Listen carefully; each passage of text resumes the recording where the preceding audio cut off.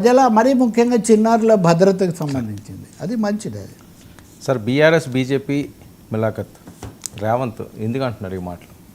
Jubilee hills ఎన్నికలు రాబోతున్నాయి, వరుసగా మాట్లాడారు. నిన్న ఆయన గ్రూప్ 2లో పాస్ అయిన వాళ్ళకు ఆ పత్రాలు స్వయంగా 800 మందికి ఆయన ఉప ముఖ్యమంత్రి భట్టి విక్రమార్క ఇది ఇచ్చారు. దివాళీ ఆఫర్, బోనంజా దివాళీ బోనంజా అన్నారు. అక్కడ కూడా కొన్ని డైలాగులు కేసీఆర్ మీద వీళ్ళ మీద వేశారు. కొడుకునేమో బిడ్డను బిర్లాన్ చేయాలి, కొడుకునేమో అంబానీని చేయాలి, ఇదంతా అనుకొని మీ పిల్లలకు ఉద్యోగాలు ఇచ్చుకోవడం తప్ప మిగిలిన వాళ్ళకి ఇచ్చుకోలేదా ఈ పద్ధతిలో అన్నారు. బాగానే ఉంది. రాజీవ్ సద్భావన అన్నది అదే ఒకటి యాత్ర నిన్న చేశారు. ఆ చేసినప్పుడు రాజకీయంగా బీజేపీ బీఆర్ఎస్ వీటి మీద ఆయన ఫోకస్ పెట్టాడు. జూబ్లీ హిల్స్లో బీజేపీ వాళ్ళు ఆపసోపాలు పడి చివరికి లంకల దీపక్ రెడ్డి అనే ఒక ఆయన అభ్యర్థిగా ఆయన ప్రకటించారు.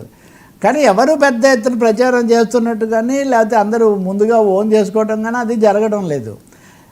ఇంతకుముందు నుంచి కాంగ్రెస్ పార్టీ ఆరోపణ ఏంటంటే బీజేపీకి 8 లోక్సభ స్థానాలు రావడానికి బీఆర్ఎస్ ఓట్లు ట్రాన్స్ఫర్ కావడమే దీనికి కారణం అని వాళ్ళు బలంగా వాదిస్తూ వస్తున్నారు. ఇప్పుడు జూబ్లీ హిల్స్లో బీజేపీ బీఆర్ఎస్ ఒకటిగానే పనిచేయబోతున్నాయి.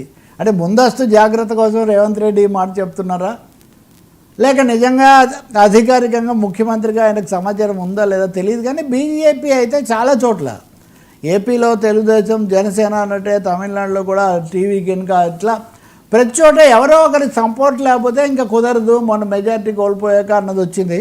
ఇప్పుడు జూబ్లీ హిల్స్లో ఇద్దరం పోటీపడి కాంగ్రెస్ గెలవడం కంటే మనం ఒక అడుగు వెనక్కేస్తే బీఆర్ఎస్ కన్నా అవకాశం ఉంటుందేమో, సానుభూతి కూడా ఒకటి వస్తుంది కదా అనే ఆలోచన బీజేపీకి ఉందేమో అనే సందేహం చాలా ఎక్కువ మందికి ఉంది. ఇతరులందరినీ పక్కన పెట్టి బీజేపీ బహిష్కృత నేత రాజా సింగ్ మీరు ఎన్ని ఓట్లతో ఓడిపోతారో ముందే చెప్పండి అని ఆయన ఒక పంచ్ చేశాడు. ఆయన కిషన్ రెడ్డి నిజానికి ఈ నియోజకవర్గానికి ప్రాతినిధ్యం లోక్సభకు మంత్రి, ఆయన తగినంత చొరవ తీసుకోవట్లేదు. నిజానికి ఆయన మీదే వదిలేస్తే ఆలస్యమైందని. ఏదైతేనేమి బీజేపీ బీఆర్ఎస్ ఏమో దూసుకుపోతూ ప్రచారంలో ముందుంది. కానీ బీజేపీ మటుకు అదొక మొక్కుబడి కార్యక్రమంలాగా లేదా అభ్యర్థికి పరిమితమైన తతంగంలాగా మాత్రమే వాళ్ళు చేస్తున్నారు.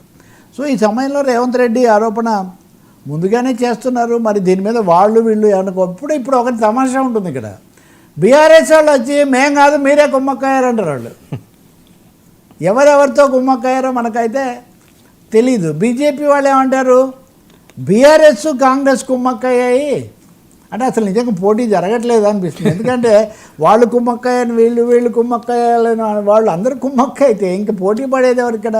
ఎనీవే జూబ్లీ హిల్స్ ఎలక్షన్ అనేది చాలా ఆసక్తిని బాగా తీసుకొచ్చింది. తెలుగుదేశం పార్టీ ప్రత్యక్ష పాత్ర వహించకపోయినా పరోక్షంగా అయినా సరే ఏదైనా చేస్తుందేమో లోపల. ఎందుకంటే చనిపోయిన గోపీనాథ్ కుటుంబంతో ఆ విజయంతో ఉన్న సంబంధం దీని రీత్యా అనే అభిప్రాయం ఉంది. సార్ మళ్ళీ ఎన్కౌంటర్ పర్వం, కానిస్టేబుల్ హత్య కేసు ఛేదించారు. నిందితుడు రియాజ్ ఎన్కౌంటర్ నిన్నటి నుంచి అది